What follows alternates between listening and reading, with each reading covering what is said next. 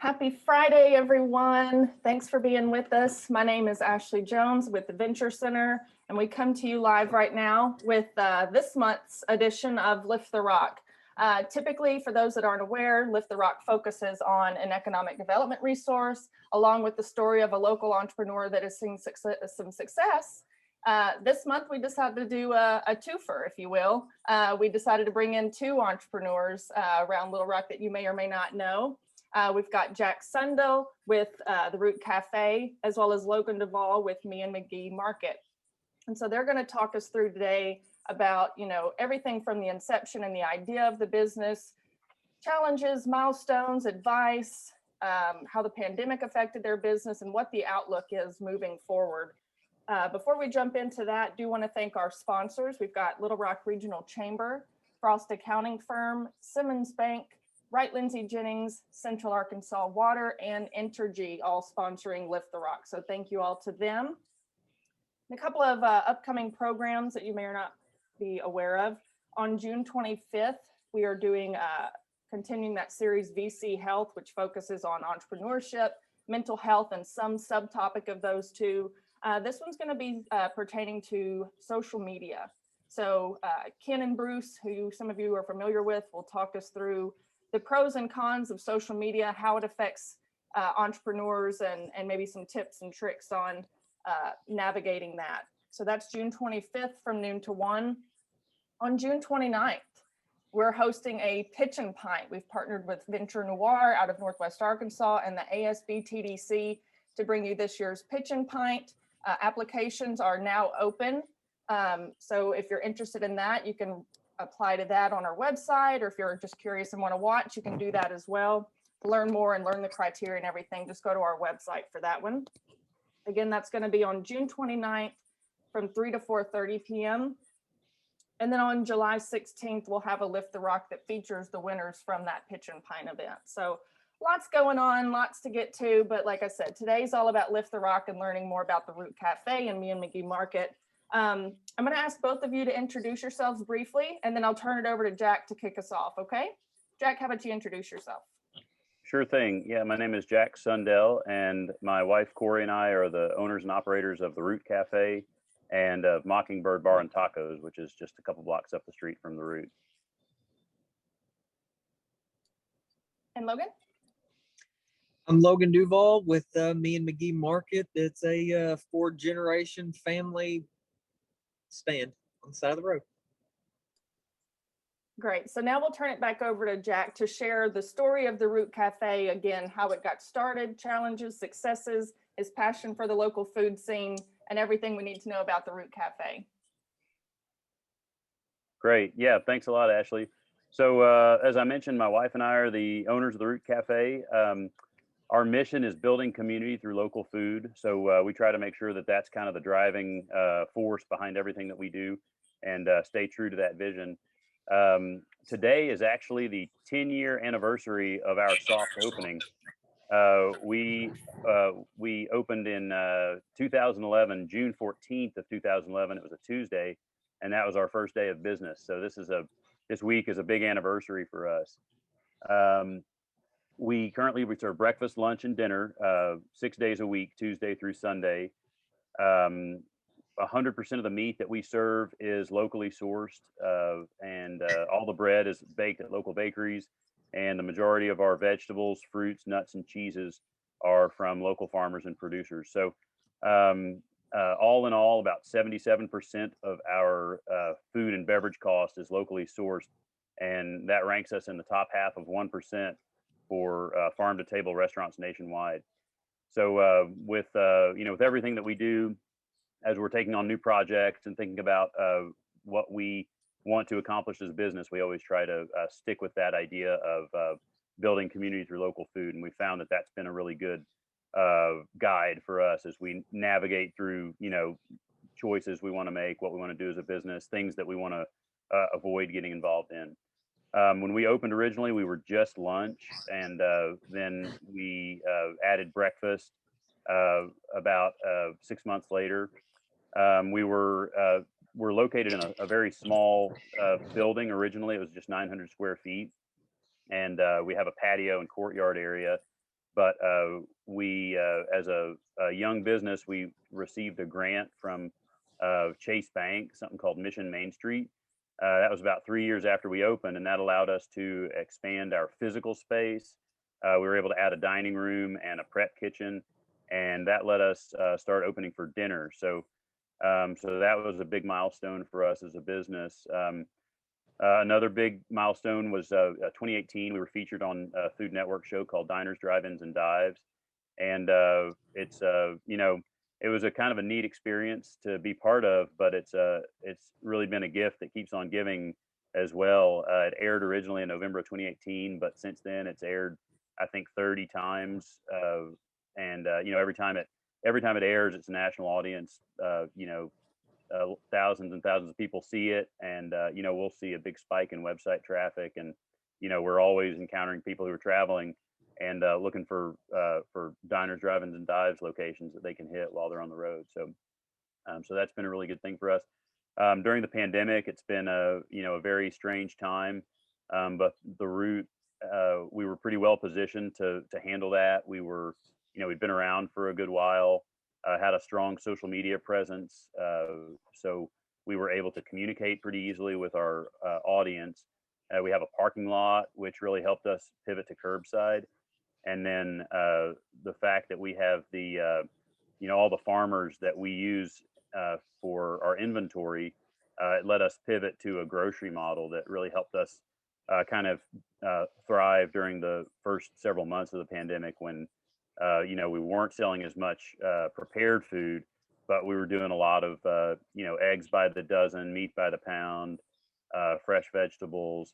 Strawberries was a huge thing through April and May of last year. So that's been one of the ways that we've gotten through the pandemic. And then we have a ton of outdoor seating, a big patio and a large courtyard area.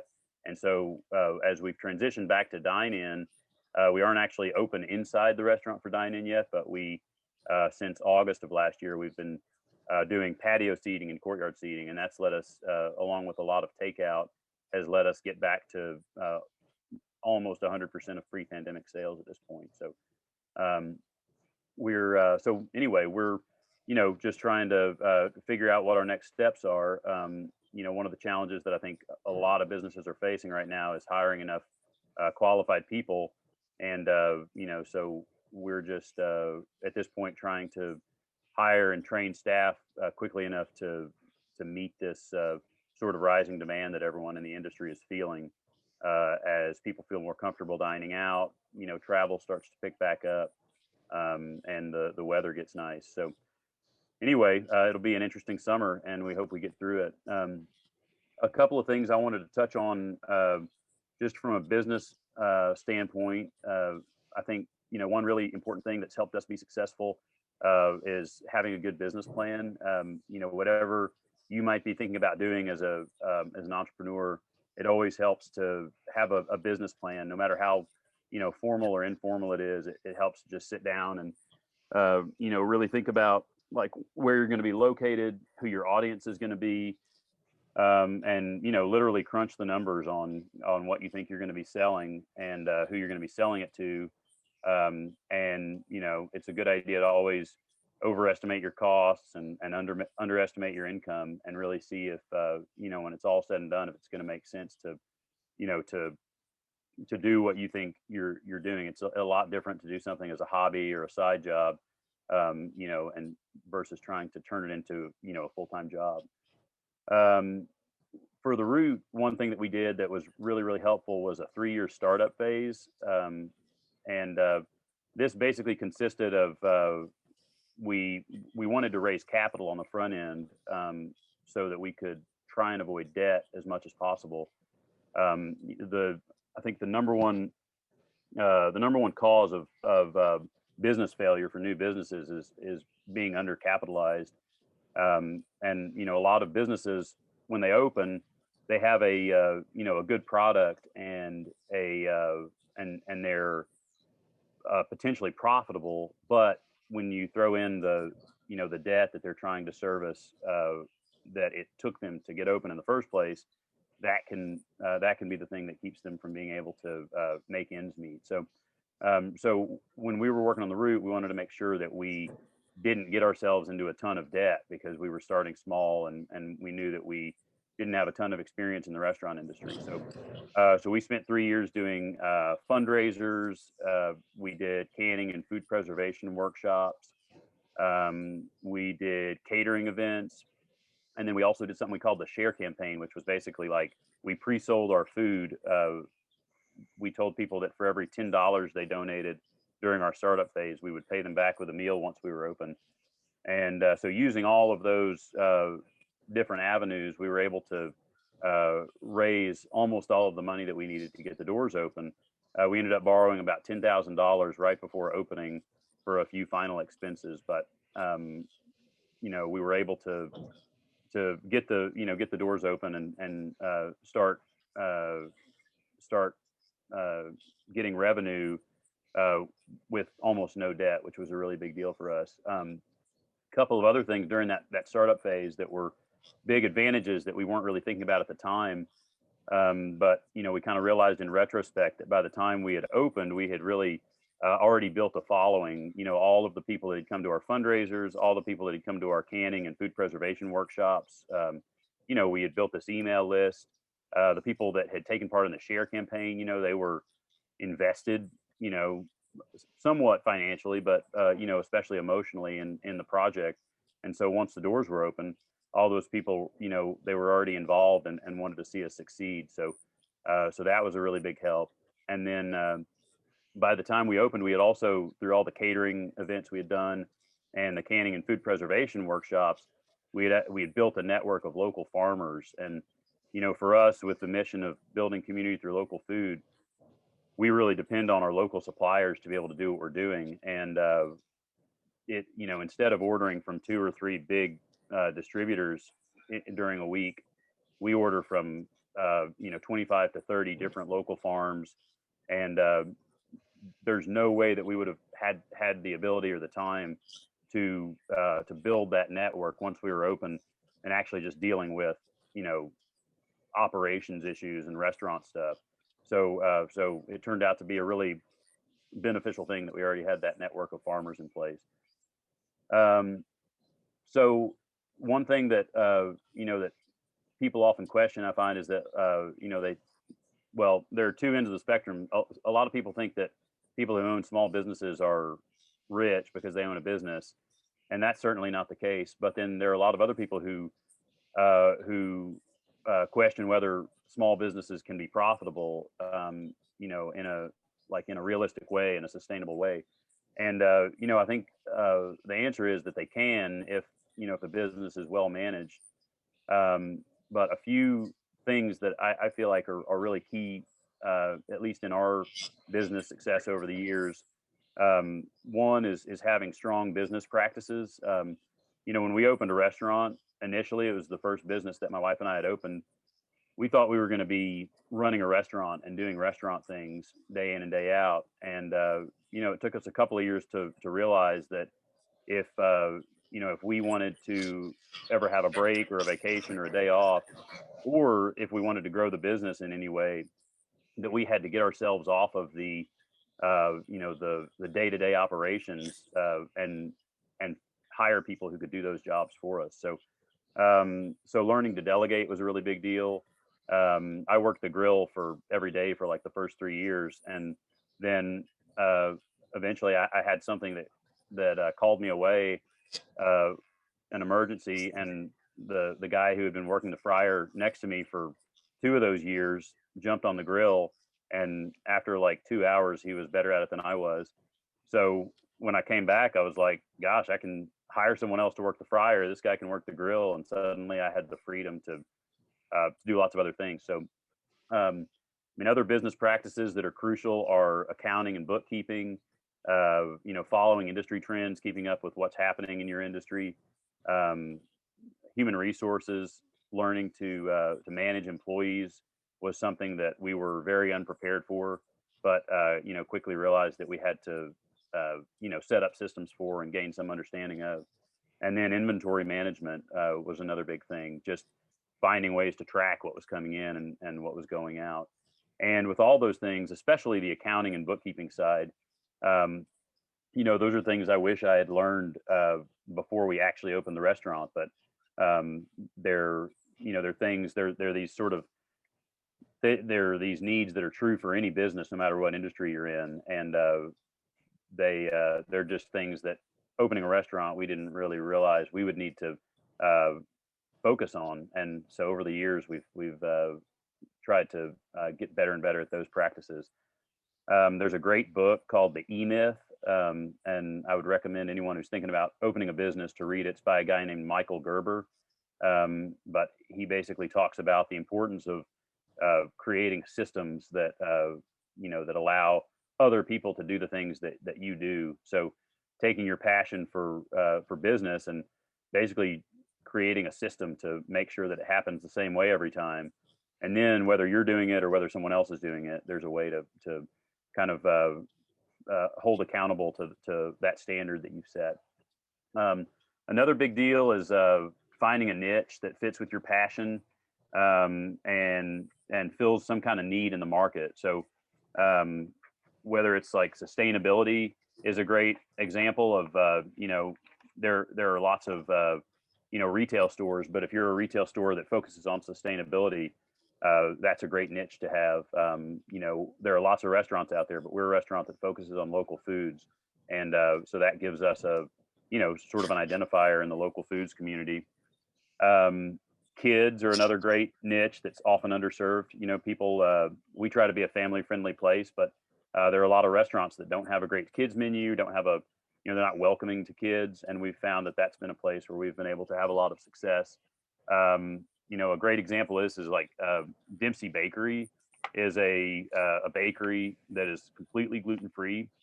There aren't that many people who are gluten free, but the ones that are going to know about Dempsey Bakery, and they're going to choose to go there, and they're going to tell their friends about it. So they have a niche carved out that gives them great access to a specific demographic. And then doing something unique, whether it's small batch cooking or artisan workmanship, something like that can really help identify your brand. One lesson that we learned early on was that we needed to be willing to adapt our business. And as long as you can do that while you keep your integrity and stay true to your mission, then it's the right thing to do in terms of being successful as a business. When we opened for lunch, we quickly heard from customers that they wished there were more places in downtown that were doing breakfast. We already had eggs, we had a grill. People would walk in the morning before we opened for lunch, and they'd want breakfast, and we're like, sorry, we just do lunch. And we found that we could add breakfast, just with a lot of the ingredients we already had in house, and it ended up being a really successful service for us. And then likewise, over the years, we were hearing that people wanted more casual downtown dinner options. And there's been a lot of new restaurants that have added dinner options in the last 10 years, but I feel like when we originally opened in 2011, there really weren't that many places available. So so that was something, when the opportunity arose, we added dinner, and that's proven to be a really successful thing for us too. A really, really big thing is finding balance in your, sort of between your work and personal life before you burn out.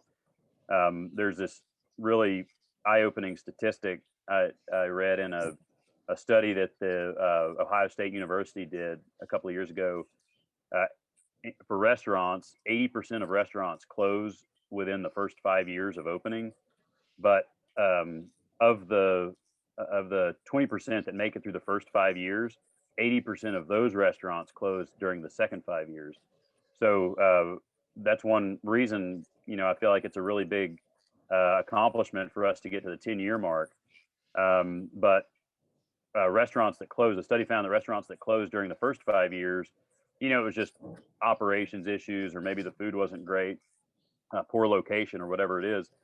But once they made it through the first 5 years, the restaurants that closed during the second 5 years, it was owner burnout was what contributed. So you can do it all yourself for a little while, but eventually you're going to hit a wall. And unless you've learned to delegate, taught other people to do the things that that are important to keeping the business going, you're just going to get to a point where, you get sick, you burn out, you lose your passion, whatever it is. And so if you don't find that work-life balance, then you'll eventually get to a point where you can't do it anymore. And then the last thing is, as a small business, thinking about what your competitive advantage is. And we know at the Root, for example, that we're never gonna beat corporate places, chain places on price. We're never gonna beat them on speed, order efficiency, anything like that. So, where we feel like our competitive advantages as a business is in the story that we tell and the personal experience that we offer. So that's something that we always try to lean into by telling people about the farms that we get food from. And, we put out a monthly newsletter that, that gives our customers a kind of inside look into what we have going on, but really personalizes the experience of eating at the Root Cafe. So that was everything I wanted to cover. Happy to answer any questions. Thanks so much, Jack. Lots of fantastic information in there. Lots of little nuggets of wisdom and lessons learned. Do want to open it up for questions for Jack. If you have a question, you can raise your hand. I'll unmute you. You can use the chat function or the Q&A feature down at the bottom. Any questions you might have, I'll be sure to monitor either Zoom or Facebook, wherever you put that question in. There was a question about, so the very beginning, like the idea and the concept of the Root. Where did that come from? Well, it was a few different things. When I was younger, I was in the Peace Corps in Morocco, and Morocco has this really vibrant cafe culture, and it's very, very male dominated, unfortunately. But as a male volunteer, I spent a lot of my time in cafes, and it was where a lot of the social life happened. Political things, like I'd connect with work buddies, and I just really loved the way that that cafes in Morocco served as this sort of social center, where you found out what was going on. So that was a big part of the cafe side. And I had been to a lot of American cafes, at that time as well, that I was really impressed with just the role that they played in like a small town, where people would, they love to come there and just, drink coffee, read the paper, hang out with friends, that kind of thing. But then the local food side of it, that kind of grew over the years. But Morocco also played a big part in that. That was a place where you could really see local food systems in action.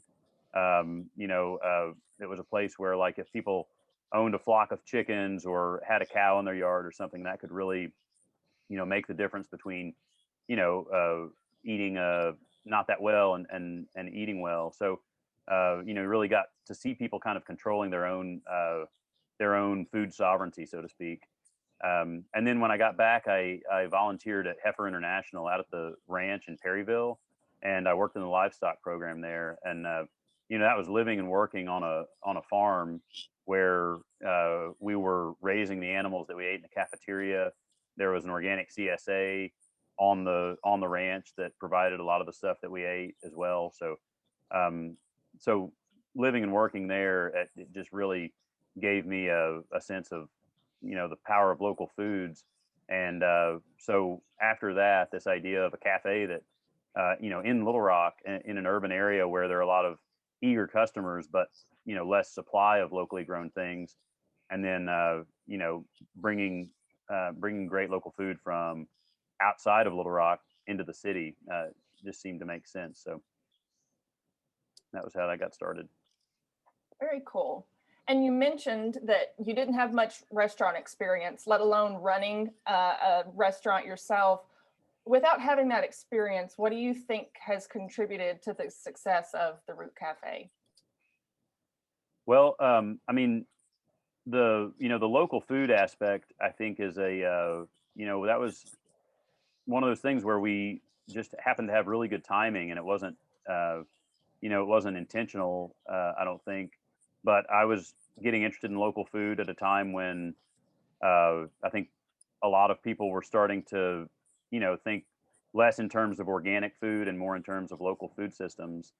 But when I moved to Little Rock after being at the ranch in Perryville, there was just this really sort of nascent local food scene here. And so the root just, I think, got going at a really fortunate time. A lot of people feel like the root's been around, a long time. And I mean, 10 years is a long time in restaurants, but, there's, there are a lot of places that have been around a lot longer than we have, but just going back 10 years, we just sort of barely predated this, this time when like every newspaper has a food blogger or a food writer. And, like I didn't even know what Yelp was when we opened. I mean, there's no way you could open a restaurant now and not know what Yelp is, or, think about your like rating on Google.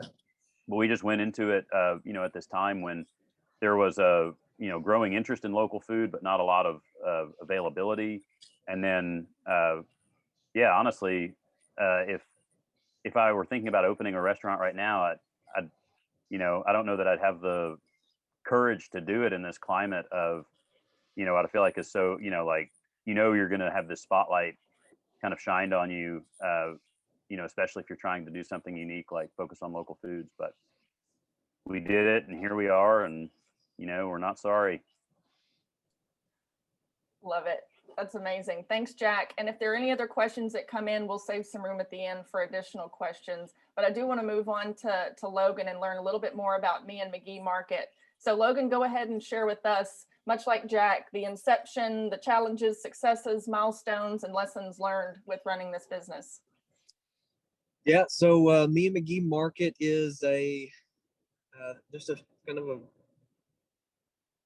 organic development to a point that I don't think any of us ever planned on it getting. So the very beginning, about 9 years ago, my grandmother had the idea of collecting pecans from the property and shelling them and sending my grandpa out on the side of the road to sell them. So that's how we started. No plan, no vision, nothing. And they put in a little garden. People started pulling in.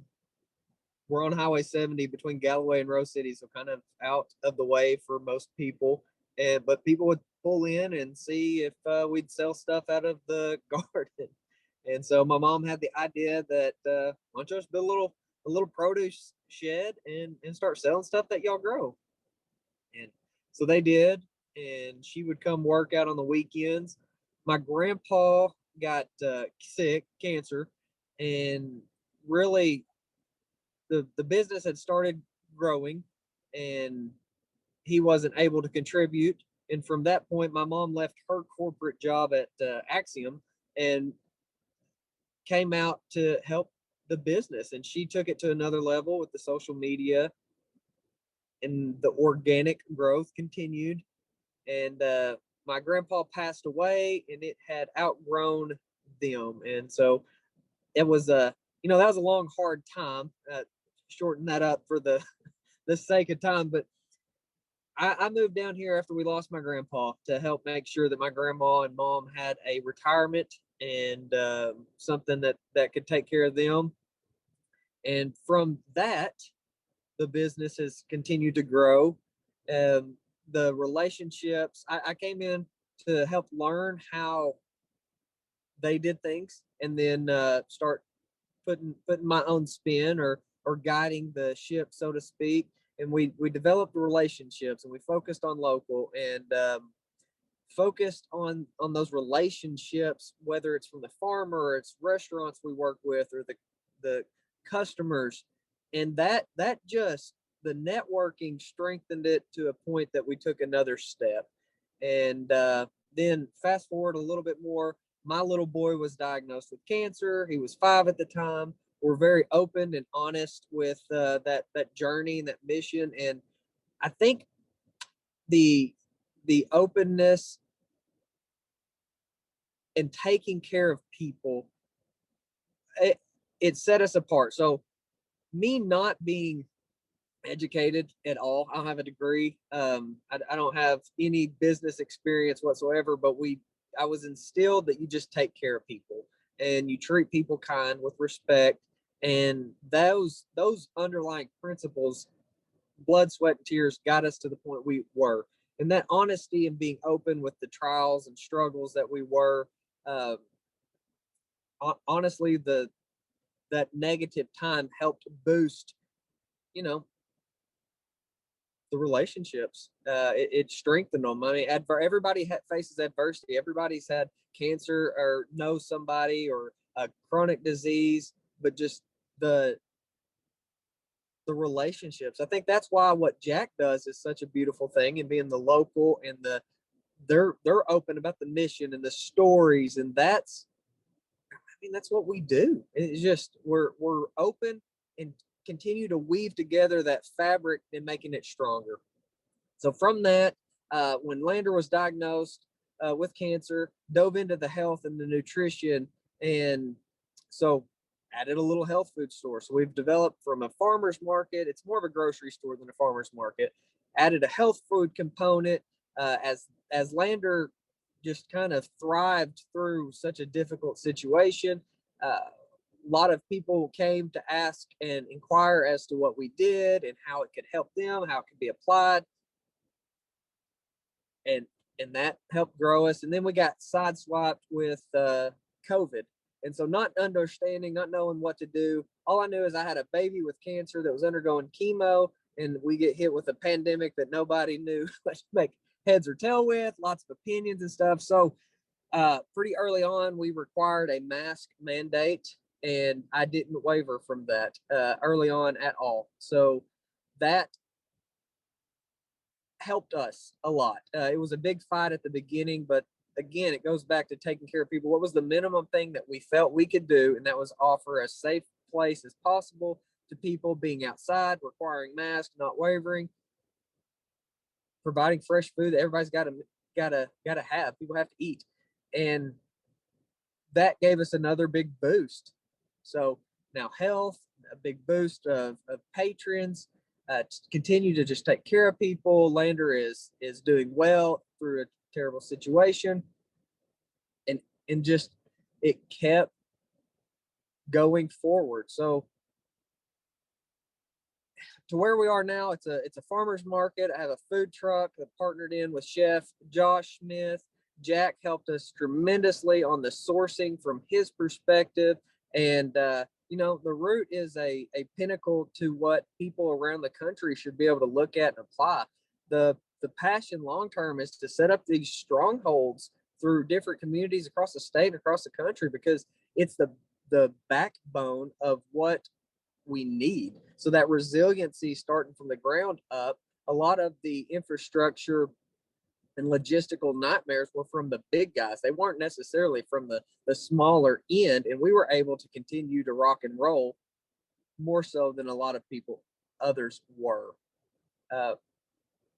But again, I read nonstop, listen to podcasts nonstop, learn every single day. Do not have all the answers by any stretch, and have been very blessed and fortunate to get to work with amazing people across the state. And I believe what Jack's doing, what we're trying to do, will make a huge impact long term. Absolutely, Logan, and thanks for sharing that and being so transparent with how it got started and the challenges and milestones that you've had as well. In doing this for a few years now, what lessons have you learned in business, having run this business? Take care of people, but stand up for yourself. The customer's not always right. The customer's far from always right. And the businesses that prescribe to that methodology are the ones that treat their customers like crap because their employees are not happy.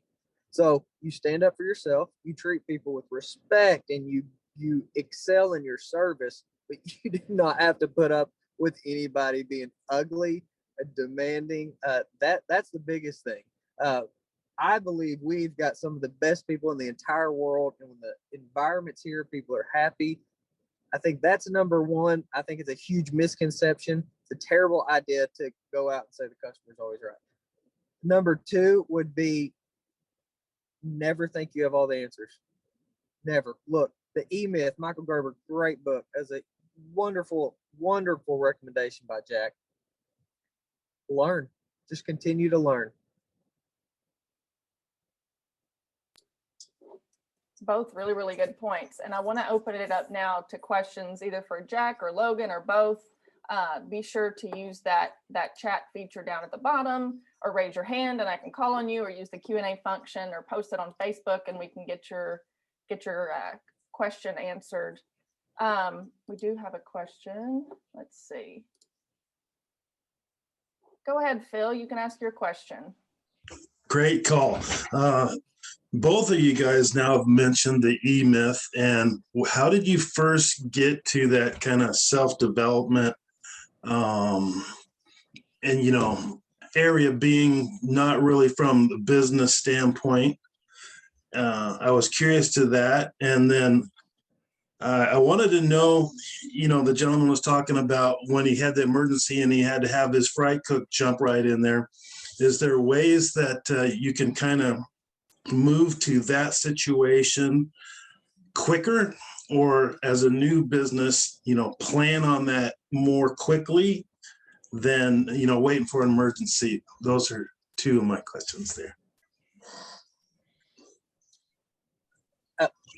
Jack, you want to go first, or you want me to? No, you go ahead. So everything started from a self-discovery for me very early. So I grew up without a dad. So I had my mama, who was 17 when she had me, struggled, worked her butt off. So I knew that I didn't want to be poor, honestly. And so I started trying to figure out, what do I do to do that? And I came across Robert Kiyosaki's Rich Dad Poor Dad. So read that at like 13, 14, something like that. That book just leads you to another book, to another book, to another book. E-Myth is phenomenal. That just kind of through that weave, starting with Rich Dad Poor Dad on.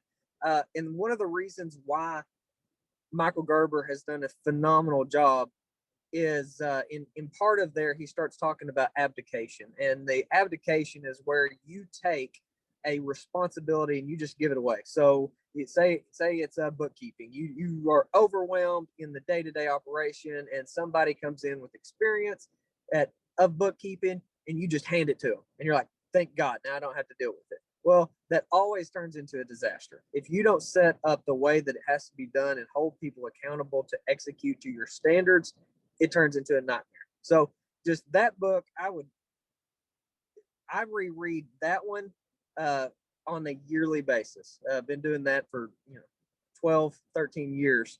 It is very good. The other one I would recommend would be How to Win Friends and Influence People, Dale Carnegie. It's phenomenal. It's a great book, and it's timeless truths, and just treat people right. Remember people's names. Smile. It just so simple principles that are timeless. The other one is definitely Napoleon Hill, Think and Grow Rich. Just it's all about right here, that mindset. And again, it all started with Think and Grow Rich for me. The Rich Dad Poor Dad I haven't read, but someone just recommended that to me, so it's on my list. There are a couple of food, like restaurant specific books that are great business books.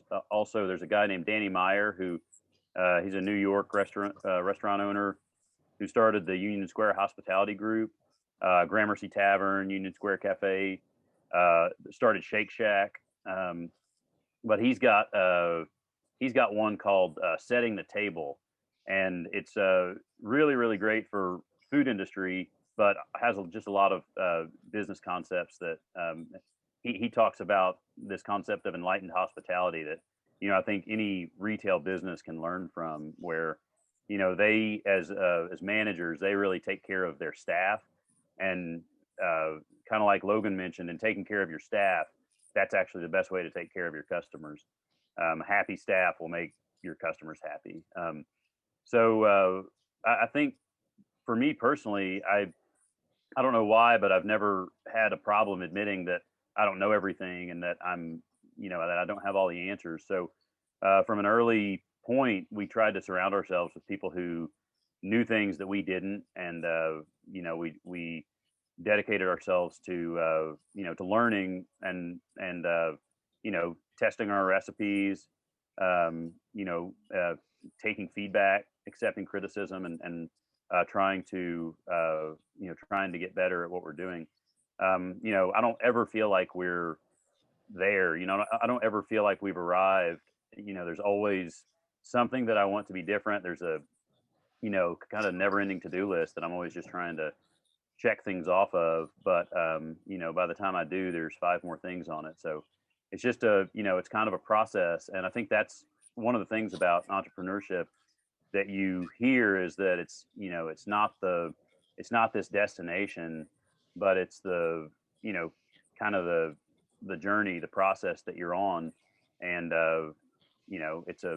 for me it's a great lifestyle. I really enjoy it, but it's you never get that satisfaction of like being done. And so for better or worse, like there are times when like we start on projects and I realize like, man, I wish we hadn't done that. But it's just learning to say no to the right things, learning to how to organize projects, learning how to motivate staff, like whatever it is. If you're someone who's interested in a lot of different things, it's a great path.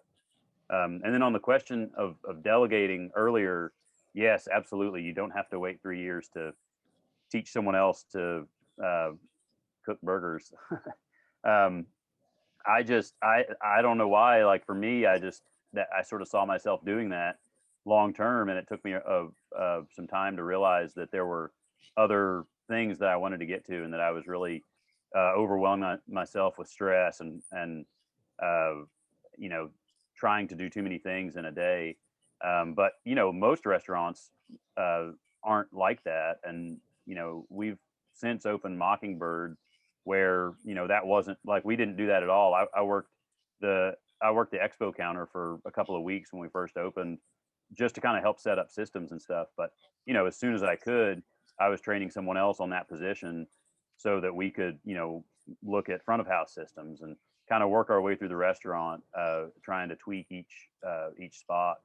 So when you go into it with that vision, it's also, I think, healthier for business planning, because when we did our business planning, we didn't look at payroll from the perspective of us not being involved. And so that's kind of if you set it up that way, your numbers look a lot better. If you're working 70 hours a week and your wife is working 70 hours a week, you think, man, payroll is going to be nothing. But if you have to replace that labor with someone else, then you get a more realistic picture of your business health. So I think actually from a business planning perspective, it's the right thing to do to plan on not being involved yourself from the beginning. Great points, guys. And thanks for that question, or those questions, Phil. We had another question come through for both of you. What's next for the Root Cafe and me and McGee? For the Root, we are in the process of reopening for dine-in. We haven't actually had people back in the dining room to eat yet, but we're going to start that after the July 4th break. We have started doing a lot more catering. That's something that, with the pent-up demand that everyone's been talking about, I think catering is a place where we're really seeing a lot of that, because you've got, a year's worth of big events that were canceled, plus all of the, big events that would have happened this year anyway. So real surge in demand for catering. We're talking about outfitting some kind of trailer or food truck that would allow us to do more catering and actually cook on site. So that's a project that we're getting ready to undertake. And then down the street at Mockingbird, that's taking a lot of our time and energy and focus right now, just because it wasn't as well established when the pandemic hit. So it's it's a place where we started actually as Dos Rocas with 2 business partners. They left the business a couple of months in, and so we rebranded as Mockingbird, and we were just kind of starting to hit our stride with with that new name and new menu, and then the pandemic hit. So this is kind of a third time that we're sort of getting going again, but we're just taking advantage of the break to kind of switch a few things up and tweak some things, but that's going to be an area of focus for us as well.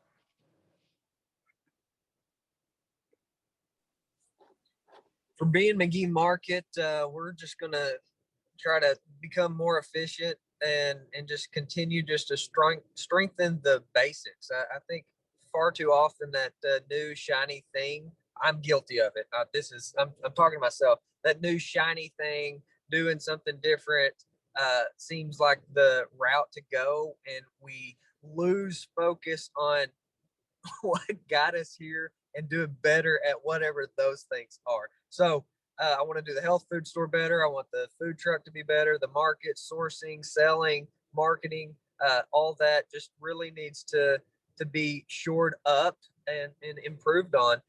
We have branched out into media too, and so we're hosting a show on PBS. It'll air tonight at 7:30.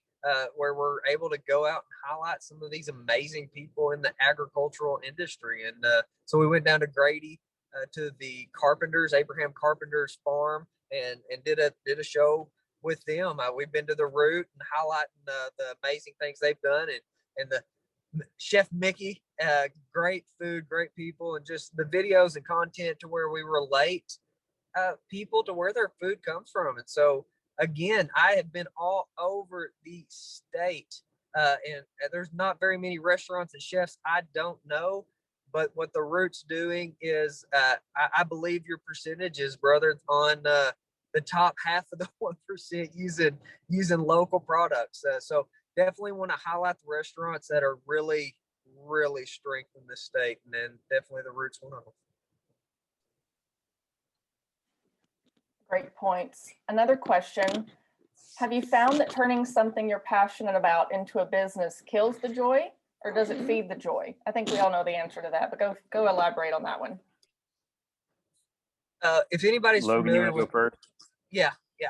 If anybody is familiar with Naveen Jain, he was with Microsoft. He's a billionaire that has Biome, which is a health kit where they take a stool sample and do some. Anyways, I respect him tremendously. He has a phenomenal book called Moonshot that I would recommend to everybody. But he has a quote that he says, "Passion is for losers, obsession is for entrepreneurs."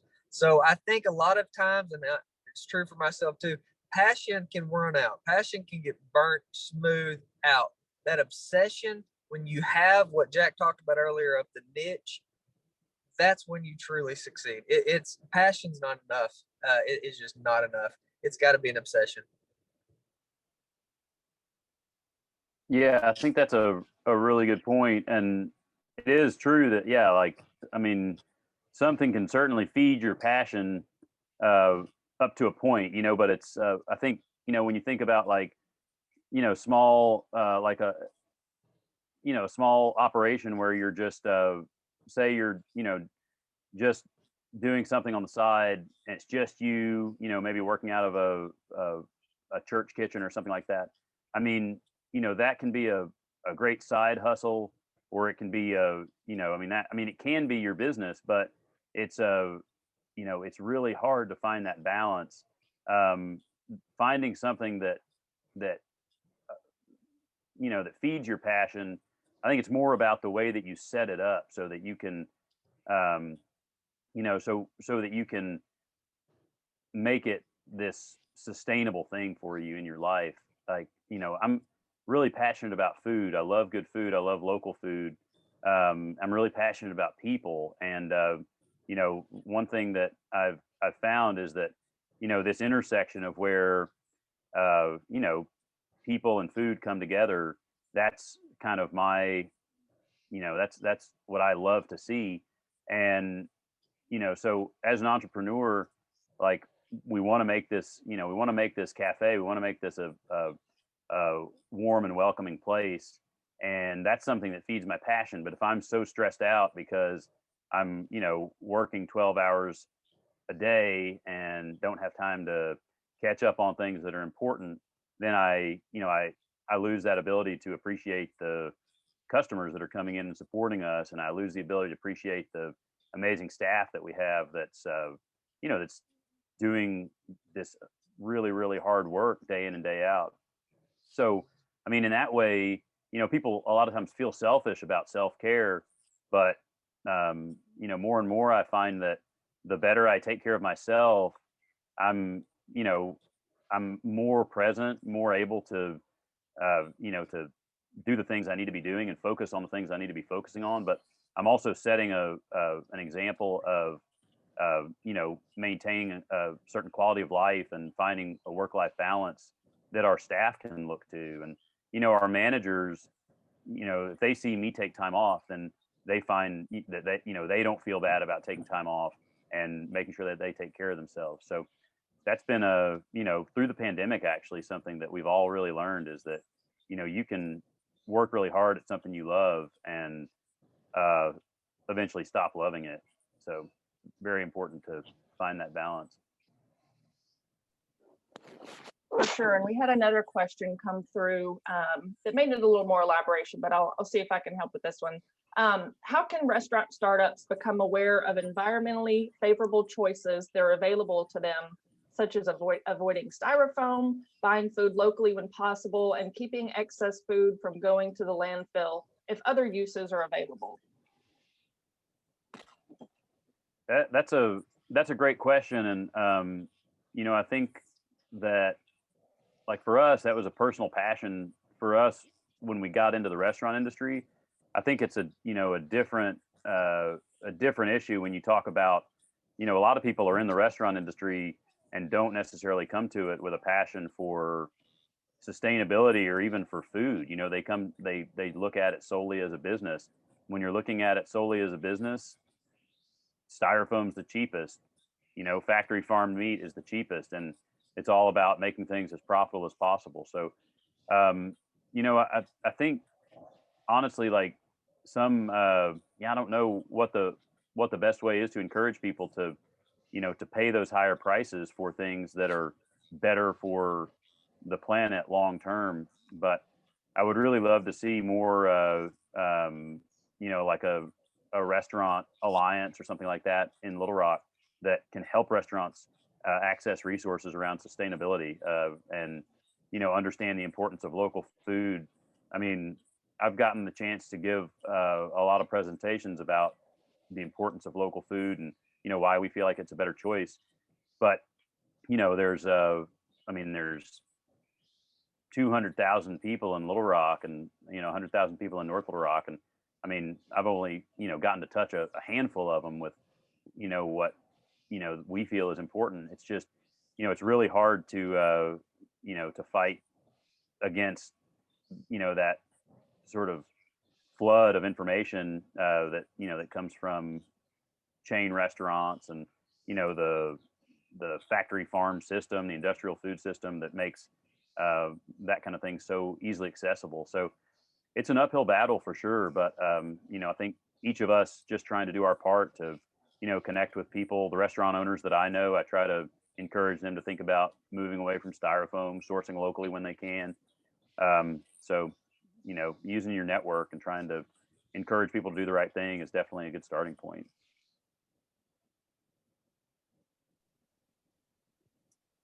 Perfect. And Logan, did you have anything to add? So to me, there's two sides of it. You've got to support the ones that are doing what it is that you want the world to be. So like what Jack's doing, using local products, local meats and stuff, the more patrons that are supporting that, it encourages him to continue to do what's already his passion. For us on the Southern Standard, we use compostable things. 99% of the ingredients used on our menu come straight from the market. So we are probably, we're the most expensive food truck in probably the state of Arkansas. And that's because we use the best ingredients we possibly can that are not cheap. So in order to continue doing what we're doing, somebody's got to buy it or we're not in business. So it's both sides of it. Everybody's struggling. If business was easy, everybody'd be doing it and the failure rate wouldn't be 90+%. So everybody's figuring where they can cut expenses, where they can make more money. And so you got to support the ones that are doing what you want to see in the world. Yeah, in that vein, there's a guy named John Kinsman. He was a Wisconsin dairy farmer, had an organization called Family Farm Defenders. And he said, every time you spend $1, you're voting for the world you want. And Absolutely. I think it's really eye-opening to think, like, whether you're shopping at a chain grocery store, whether you're shopping at the farmer's market, if you're buying local, if you're spend your money at McDonald's, like whatever you're doing, you're creating more supply for the things that you're spending money on. So that's a really great point, Logan. It's a way that we can all make a difference in our day-to-day lives.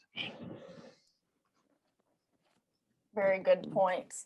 And to wrap this up, outside of luck and timing, there is always this consistent theme when we have these Lift the Rock presentations that is apparent with any entrepreneur that speaks about their business and what that success has looked like in their business. And it's coachability and being able to adapt, that adaptation to the environment and things going on. And you guys nailed the head on both of those without even meaning to. That coachability aspect, being a constant learner. You guys have both mentioned a number of books and resources that you look to when you didn't have the answer or needed advice through a situation. And that adaptation. Jack, you mentioned how you were lunch only and pivoted to breakfast, lunch, dinner. Logan, starting off with shelling pecans to a full-fledged grocery store that's outdoors. There are pivots and adaptations, and that coachability factor really plays into the success of the business. And we're excited to see the future growth of both me and McGee Market, and the Root Cafe. So thanks again for both of you for being a part of today's conversation and talking to us about your businesses.